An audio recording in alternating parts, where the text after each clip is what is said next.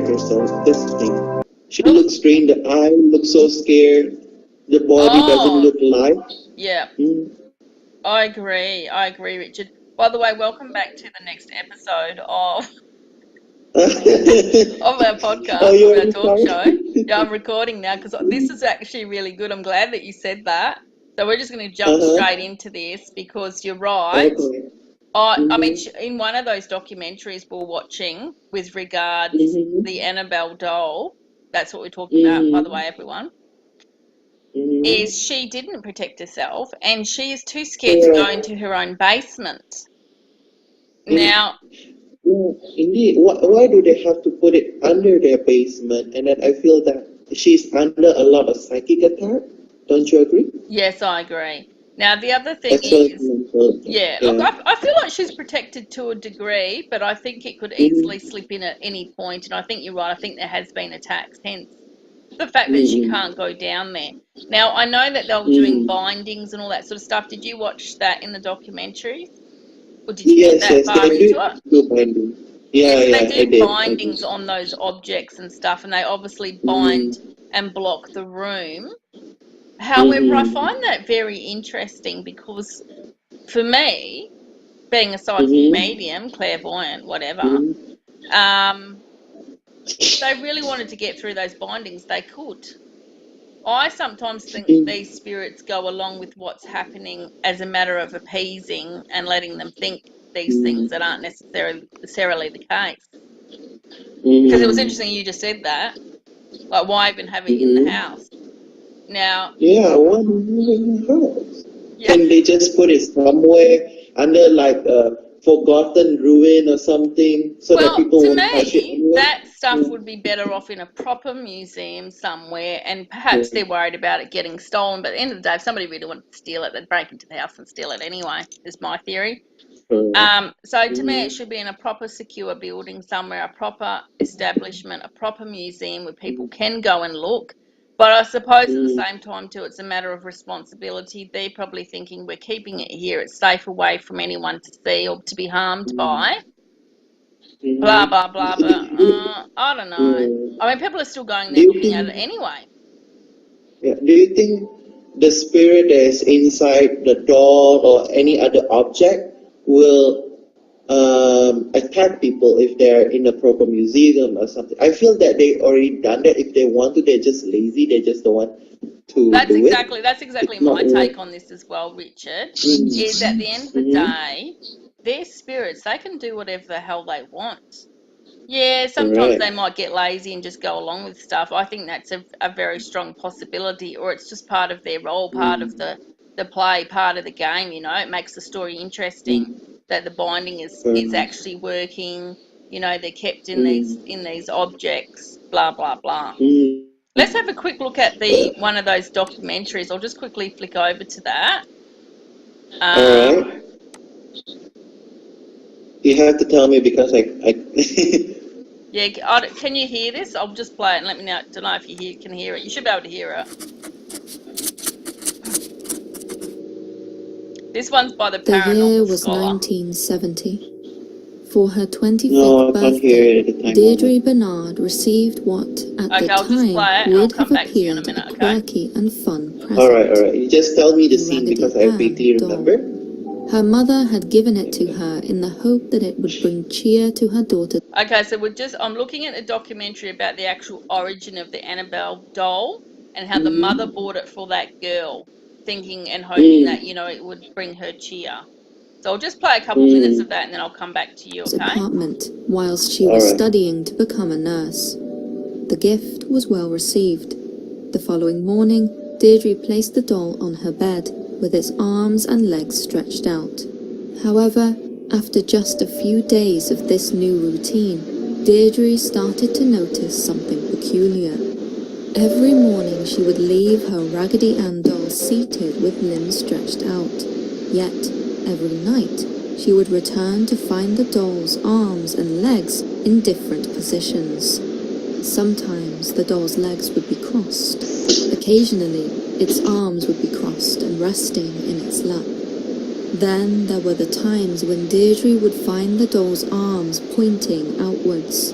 almost as though it was silently gesturing to something. The doll's activity grew odder still. It began to move to different rooms of its own accord. It was at this point that everyone in the apartment began to feel the eerie effect of the Raggedy Ann doll. One night, Deirdre returned home with her roommate Lara Clifton, also a trainee nurse, and her fiancé Cal Randall. Upon opening the door, they found the doll kneeling before them on a chair. It sat there, staring at them with its big black eyes. Right, so I'll stop the little intro. So basically what they're saying is the doll was bought for this girl by her mother as a gift, and it immediately started doing weird things. She'd leave the doll on the bed, and she would come home and it would be in different positions, like its arms and legs would, and then it was just, as time went by, it was doing more and more weird things, to the point where her and her flatmate came home with the flatmate's fiance, and the doll was kneeling before them on the ground and stuff like that. So yeah, it immediately had a problem. So wherever the mother had purchased this doll from, it doesn't stipulate at this point in that doco whether the doll was purchased second-hand or brand new, but I'm going to hazard a guess and say it wasn't new. Yeah. I'm thinking it's like, if she bought it from somewhere, well, the doll doesn't act violent immediately after purchase, right? It takes a few days. Why does it happen? Most likely something triggers those process. Yeah. Well, that's the thing, you know, where did she buy it from? Was it already doing this sort of stuff? I'm just going to watch a little bit more of that, and then we'll refer back to it again in a minute, okay? Just bear with me. All right. Despite having been left, as usual, on Deirdre's bed, the doll had moved. Bothered by the doll's inexplicable relocation, they moved the doll and tried to make it kneel again. As the ragdoll had no joints with which to kneel, each time they positioned it, it flopped over. The only conclusion they could draw was that some force had been keeping the limp legs of the doll in the kneeling position. From then on, the occurrences grew stranger still. Notes, written in pencil on parchment paper, began to manifest randomly around the apartment. The messages included phrases like, "Help us," or "Help Cal." Strangely, neither Deirdre or her roommates could link these messages to an emergency or urgent situation to attend to at the time. Not only that, none of them kept pencils or parchment paper anywhere in the apartment. Assuming that someone was breaking into their home to play a trick on them, Deirdre and Lara began leaving marks around windows and doors. They also rearranged furnishings, all in the hope that, if anyone did enter the apartment, they would leave a trace. All was to no avail. The doll continued to teleport from room to room and change its posture frequently. One day, they arrived home to find the back of the doll's hands covered in something which they could only discern as blood. Its hands were bloody, with 3 distinct spots of blood on its chest. Yep, so basically the doll kept moving around the apartment, and in the end they thought that somebody was breaking in and playing tricks on them, because they were finding on parchment paper with pencils, they were finding notes written like "help us" and stuff like that. So they left like little, you know, things around that were going to catch people out if they were breaking into the apartment. But yeah, correct. So that's quite a good doco anyway, and I definitely recommend people watch that. I mean, it goes for 20 minutes, so we're not going to be able to watch it all anyway. But, I mean, in this doco, I'll just skip forward a little bit. In this doco, it even speaks about, you know, the involvement of the Warrens. Tale, despite its almost fantastical elements, has been presented as unquestionably true. In 2014, I wonder if anyone still does this ghost busting activity anymore. I mean, like, to a certain degree, but not like this case, I think. Or yeah. this case is too... Well, you're right. That's very interesting, actually, because I'm not sure there is anyone around that does it to this degree, you know, that actually goes in and really helps people. I'm sure there probably is, but there's no one. There's no one around that sort of like is, I guess, commonly known. It's not commercialized if it is happening. I mean, I know that I go to people's houses myself and help them with that sort of stuff, and point out things or blah blah. But I don't think that, you know, I go to the depths of what these people have gone, where they've actually taken the object and kept it. It's not like, that's not how I would deal with it. I can see the reasons why they have done that. And it makes sense, because at the end of the day, I think their theory is they try to keep these spirits trapped in these dolls and objects and whatever, because if you did anything like burnt it or smashed it, you're really just releasing the spirit, and then where does it go? You're not actually getting rid of the problem anyway. So I do believe their theory. I think that's actually quite right. To some degree, and it's going to be different with different situations. So I'm just going to play that a little bit of that interview of Lorraine Warren's home, and the lady that does go into the basement, the one by Gravity Media Productions. So I'm just going to play a couple minutes of that, okay? So just bear with me. People are scared. Okay. And sometimes they don't know what they're scared of.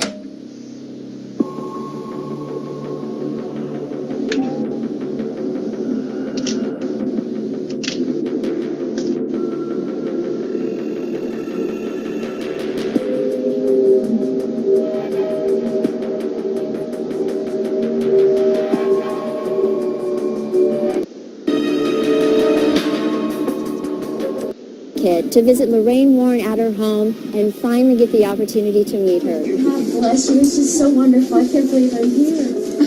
Thank you. You know, there's so many questions as I've come into this house, and I'm like, I think the one question that I would like to ask you first is, what was one of the most cherished memories that you have of Ed? For one thing, Ed did not understand my psychic ability. Did you tell him right away, or how? I tried to tell him. I even tried to tell my parents. But one of the nuns that heard, because that's what God wanted, somebody told my husband that...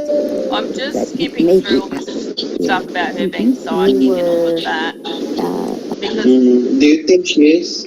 well, not to be rude, I think she's got a little bit of a gift, but I don't think it's as extensive. If you go by the movie portrayals, and even, I suppose, what she's saying, it doesn't sound like she was in tune with the gift as much as she probably should have been under those circumstances, just put it that way. So I believe she was a little bit gifted. Yeah, I believe she was a little bit gifted, but not in the sense as a reader like you and I. You know, we can read people and say all sorts of stuff. I think she was given a gift enough to be able to know that something's there, what, where, how and why, sort of thing, and that's probably about the extent of it. Do you know what I mean? So I was actually quite surprised when I watched that doco that they did refer to her as being a psychic. I didn't realise she actually was one, to be honest with you. I would consider her to be a psychic, as I said. But then I suppose, you know, she's not suggesting she's a psychic reader, is she? No. She just said that she has this gift to see stuff. But they've kind of pictured it whole. I suppose essentially what I want to say is she's got a gift, but she's not a reader like you and I, and I'm not sure that pigeonholing her as a psychic was the right term. I would rather call her as very empathic, or just people that can see ghosts. And it's quite common from where I'm here. When you say that, oh, this person can see ghosts, most Asian, I mean, just if you're going to categorise her, I think she'd be better off being categorised as a medium, and the double-sided medium type. Do you know what I mean? Like, she can read spirits, not necessarily passed over loved ones, other Okay. medium where you can read spirits and that sort of stuff, but even psychic medium. But to be honest, I just thought, wow, okay, I didn't realize she was being considered to be a psychic medium. A psychic, sorry. I really just thought that she was essentially a ghostbuster. Do you know what I mean? Correct.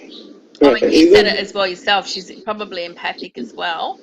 And I mean, I know, I suppose psychic is an extension of that, but yeah, I was surprised they were. I don't know. I think also, and I'm not saying all of this to belittle the woman. I just think she has. No. She's good. Yeah, she's fantastic. Amazing what they've done for people. Correct. But I suppose what I want to say is I think she should have a better title than that. I don't think better putting her title. wholly under that was correct. But anyway, that's my take on that. Yeah. If normal people hear that she's a psychic, most likely they'll associate her of reading the card deck or doing mediumship or stuff. But she didn't do that. She and just being I agree. I think that was a odd thing. But anyway, I'm just going to play a little bit more of this. The center of his universe, this family was. When I got up to the top of the stairs, there was a room there, and there was a spirit right in the corner of the room. It's very scary when it happens to you like that. I can't even imagine. And you sat on the bed. The bed went up. Did it physically levitate? It levitated the bed. Animals obviously have the ability to sense. Now, with your animals, have they ever had an experience like that? I remember one time, Ed and I came back from a haunting in northern Connecticut. And we came in the house, and the animals walked backwards. They walked backwards away from us. Lorraine Warren is... Now, okay, so I want to talk about what I just watched. So I know you can't hear it, unfortunately. But so, okay, what we just watched is the part where she talks about how they walked into that house. And I think that scene's in one of those horror movies too, by the way, The Conjuring, where there's a drawing on the wall and whatever. So she says she walked into this room in this house. I've skipped through some of this, by the way. But she walks into this room and, yeah, she sees that there's a spirit in the corner and it levitates this bed, blah, blah, blah. To me, that is correct what we were saying. To me, that's more mediumship.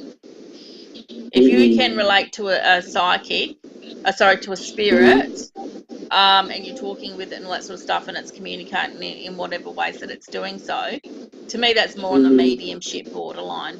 I'm not talking about reading for dead people, we're talking about reading spirit, talking with spirits. To me that's more mediumship. So, but also I just want to say as well, she was saying that after they went to this haunting, they came home, the dogs started walking backwards. So that is conducive with what we were saying with regards to what you were saying as well about feeling like as if she wasn't protected well enough.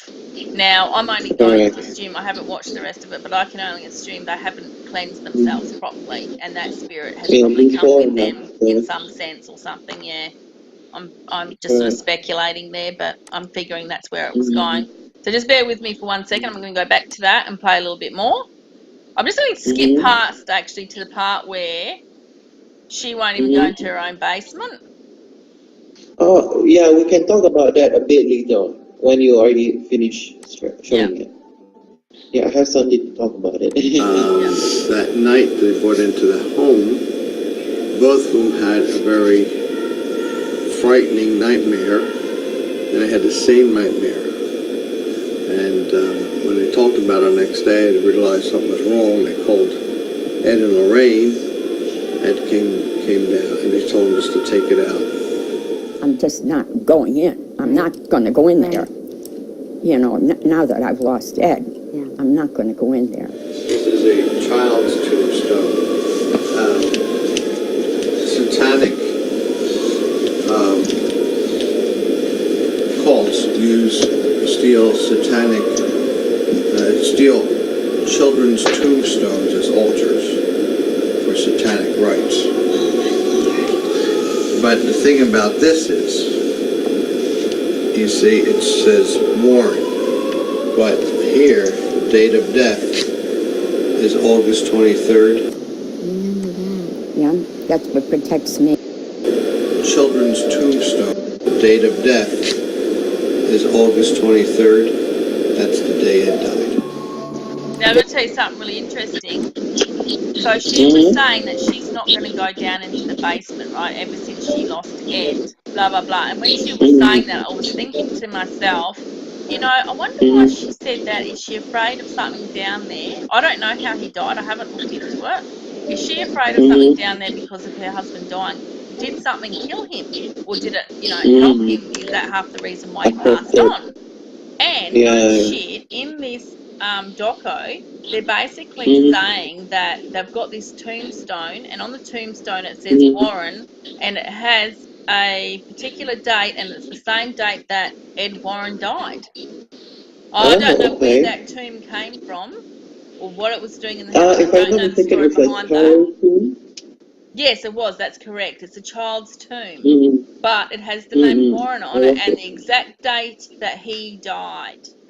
So essentially, I'd be interested to know when that came into their possession, how and why, and it's too much of a coincidence that it has his name on it and the date of birth that he actually died himself. Too much of a coincidence.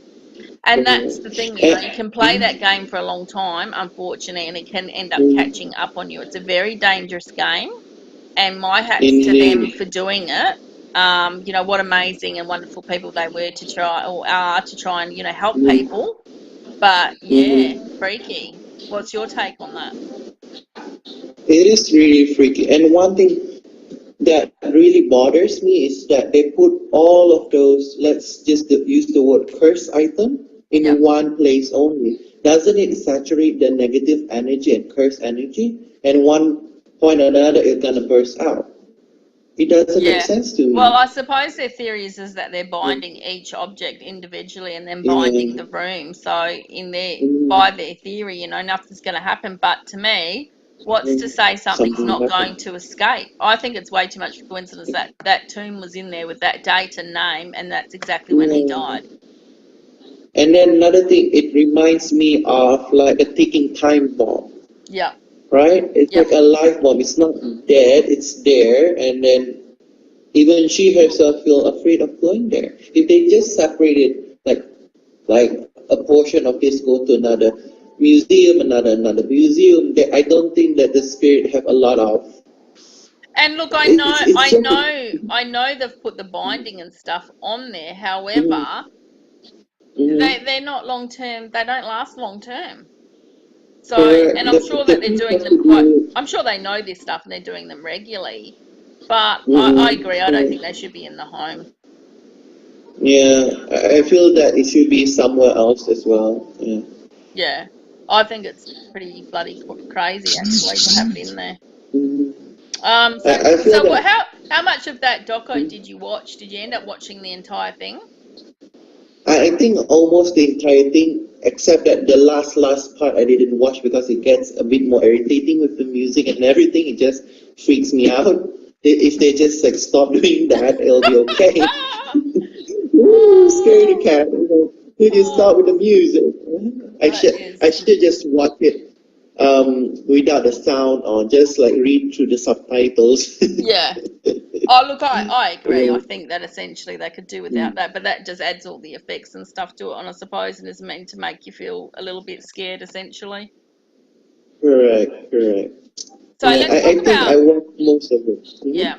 So look, I just recommend to people anyway to go and watch those two documentaries. That one is from the Gravity Media Productions, and the other one is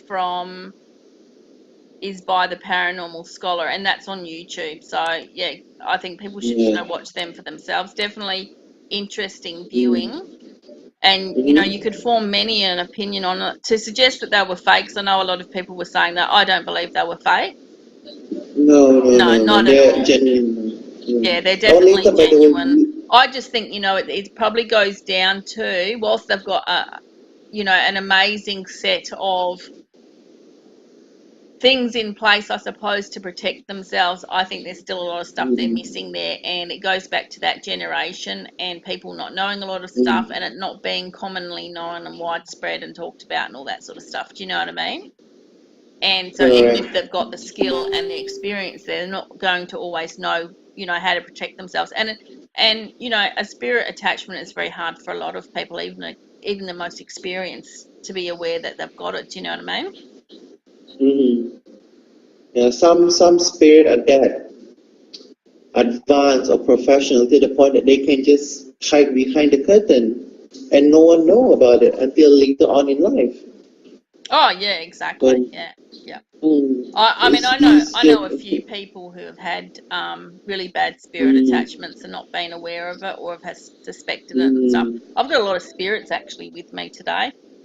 I've noticed. Hello. Yeah, since we've been about it. Yeah, since we've been talking about all of that, they're all sort of making an appearance now. So, hello. Hello. Usually that happen though. It's even in Asia. I think we have a theory that in Asia we have a theory that if you talk about ghosts or spirit or even sharing stories about it, it kind of attracts this crowd. I mean, they are always here, like walking around. I'm aware there's two behind me, like walking around. But yeah, no, these ones these ones I'm not just seeing them psychically. I'm actually seeing them visually. So they've actually got the little translucent, transparent shadows moving around the room. There's quite a few. There's like a lot Casper? here actually. Hey? Oh, like Casper? Yeah, like Casper the Ghost. So yeah, there's quite a few. So I'll probably have to do a cleansing afterwards. So unfortunately, this is the thing. What we were saying, you know, you talk about this sort of stuff and you dabble in this sort of stuff, it can attract things. But I'm okay with that anyway. If I was worried, I would have done protection before. So let's talk about selenite. What do you know about selenite? I don't know much about selenite since one, I don't own them. Two, I think it's very hard to find it here. But as far as I know, selenite is, of course, the name is based from the goddess Selene, which is the moon goddess. Yeah. The crystal selenite is connected to the moon energy, the feminine energy, as well as it's a good crystal if you have any woman problem like menstruation, menopause, or any emotional disturbance. Like not only for men, for women, but also for men. That I feel that selenite is a really good crystal for any kind of subconscious or anything that is subtle, and anything that's related to the moon energy. Yeah, and the good thing about selenite too is that it's one of those stones that naturally cleanses. And actually, you should never put water on it. It will actually, it'll actually wreck it. So if you did want to put it out in the moonlight and all that sort of stuff, you can. But it is one of those crystals where you don't really need to cleanse it, and it will actually help cleanse crystals around it as well. That's the thing. Cleanse. Yeah, that's what I like about selenite. But one of the things, it's also a bringer of peace. So that's one of the reasons why I sleep with it in the room near my head, because it can help you have a peaceful sleep. And as you said before, it can help with menstruating, PMS, issues, and down there, issues with the blood as well, blood flow, which would make sense you would have it when you're sleeping. And also they say that if you send someone that you've been parted from a piece of selenite, it will actually help bring you back together. What? Yeah, you didn't know that, did you? This is new interest. Can you elaborate more, please? I suppose because of the fact that it's a bringer of peace, it can make you feel peaceful. Well, similarly is going to have the same effect on someone else. So besides the fact that, you know, they're going to think, that was really nice, you know, they've made this effort and they've sent me this thing, it is actually going to have this effect on them where they're going to feel at peace and calm, and perhaps be more forgiving as well in some cases. Now, I'm not suggesting we all go out there and send all our exes a piece of selenite we're hoping to get back together with. But in some cases, it can actually help. So it's something worth considering anyway. And it's not, like I said, it's not something I would necessarily suggest anyone do, but that is the fact of the matter. So I absolutely love selenite. There's just so many good qualities, and it's an all-rounded, you know what I mean, as well, essentially. Oh, interesting. Maybe one day we can make like a video that only talks about those essential eight and how can we use it more effectively, optimizing. Yeah. It's really good topic, by the way. The essential eight with essential oils. Yeah, that's a good idea. Actually, that's a good idea. I like that idea, Richard. That's good. Yeah, we can talk about essential oil. So far, I don't have any essential oil, but I'm going to purchase like a starter kit very soon because it's quite not expensive. It's affordable. Yeah. Peppermint, lavender, and lemon. Peppermint, lavender, and lemon is like in a small box. It's really good. And I wanted to start making those what I call angelic essence bottle, where you just spray it around you, and then this will really improve the aura. Yeah, that's nice. That's a good idea. Actually, I've been working on all that sort of stuff, and I've got a few made up that I'm going to start promoting soon as well. Oh, yay! I have I love too, it. and I don't want to give too much away or say too much about them, but they are coming out soon, and will essentially be a very positive thing. Correct.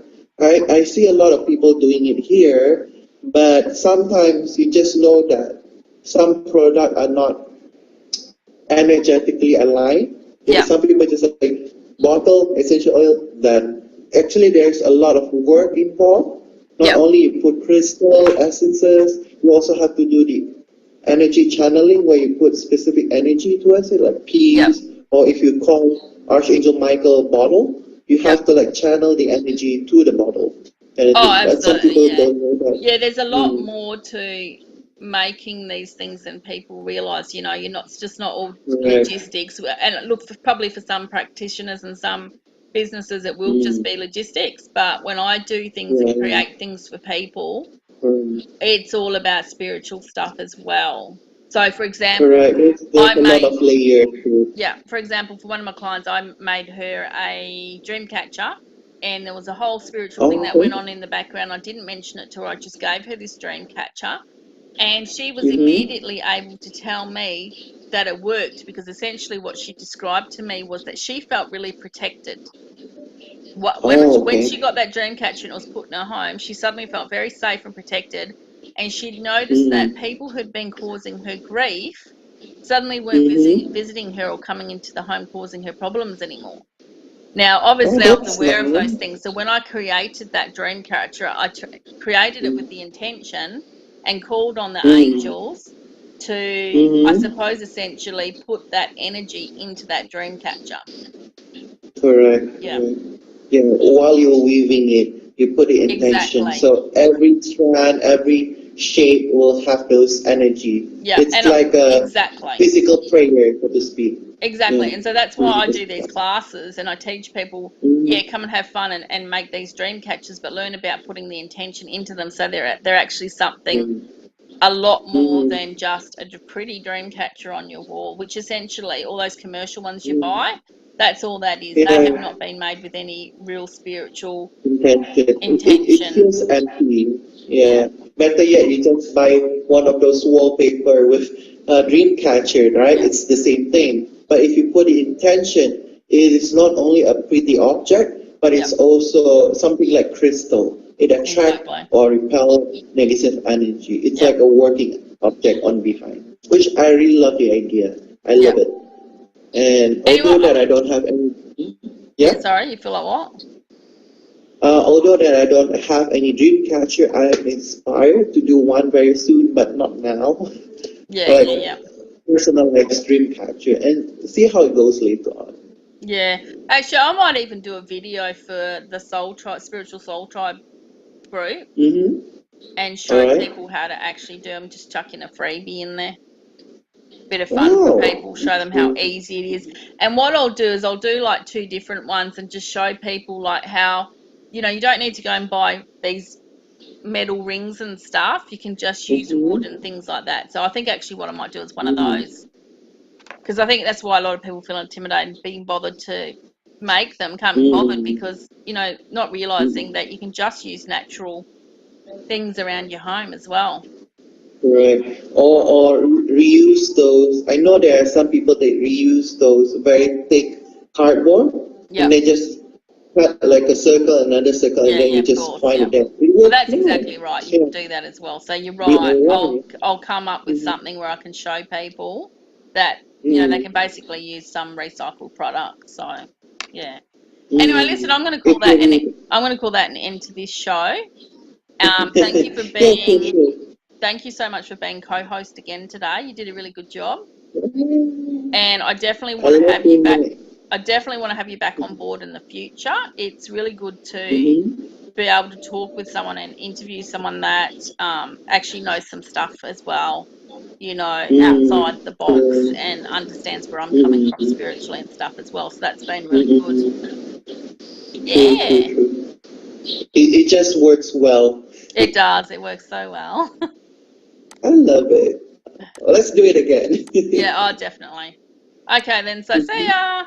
Bye. Bye. Have a good day. Have a good day, mate.